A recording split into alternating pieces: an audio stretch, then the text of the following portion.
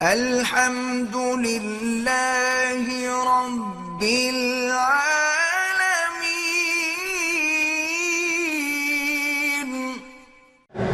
بہرحال گزارش یہ ہے کہ ہر ملک میں ایک فقہ ہے، جیسے کہ مصر میں امام شافعی کی فقہ ہے، اسی طرح حبشے کے اندر امام مالک کی فقہ ہے، اور یہاں امام احمد بن حنبل رحمۃ اللہ علیہ کی فقہ ہے۔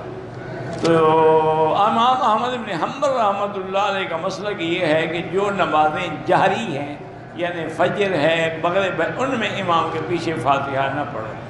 البتہ وہ سری میں قائل ہیں کہ اگر ظہر اور عصر ہے تو پڑھا جائے۔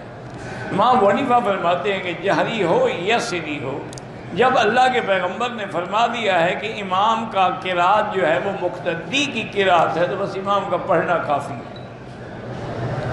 اب دیکھیں نا جی، آپ جمعہ پڑھتے ہیں، حدیث میں ہے کہ لا صلاۃ الا جمعۃ الا بالخطبۃ، جمعہ خطبے کے بغیر نہیں ہوتا۔ تو اب ہر آدمی آپ کا خطبہ پڑھتا ہے، تو پھر تو جمعہ نہ ہوا نا آپ کا، کیونکہ حدیث تو یہ کہہ رہی ہے کہ جمعہ کے بغیر، خطبے کے بغیر جمعہ ہوتا ہے، تو خطبہ تو صرف امام پڑھتا ہے۔ اچھا، بلکہ ایک آدمی نے خطبہ سنا ہی نہیں ہے، وہ امام کھڑا ہوا نماز میں مل گیا، تب بھی اس کا جمعہ ہے۔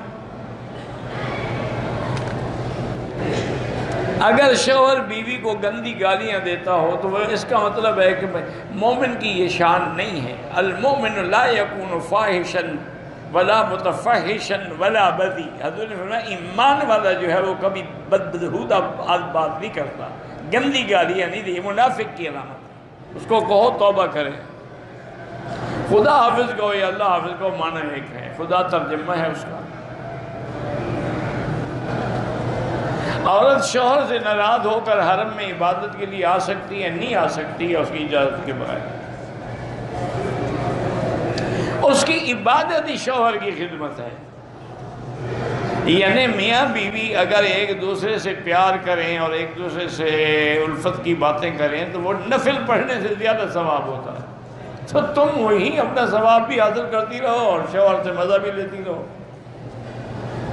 علماء نے یہ بھی لکھا ہے کہ اگر میاں بیوی آپس میں پیار کر رہے ہیں، تلاوت کر رہے ہیں، بوس و کنار، تو یہ نفل پڑھنے سے بھی زیادہ ثواب، کیونکہ اس سے وہ زنا سے بچے گا نا۔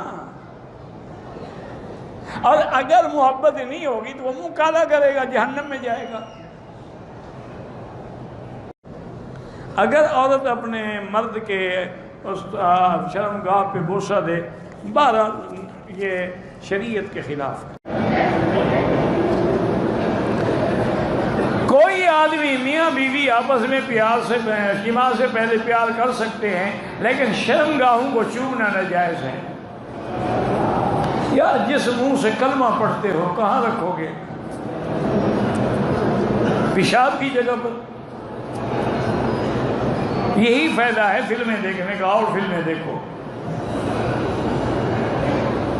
یہ انگریزوں کی تعلیم ہے، انہوں نے تباہ و برباد کر، اسی وجہ سے آج کا نوجوان 20 سال میں ختم ہو جاتا ہے، فلمیں دیکھ دیکھ کے اس کی طاقت ہی ختم ہو جاتی ہے، شادی کے قابل بھی نہیں رہتا۔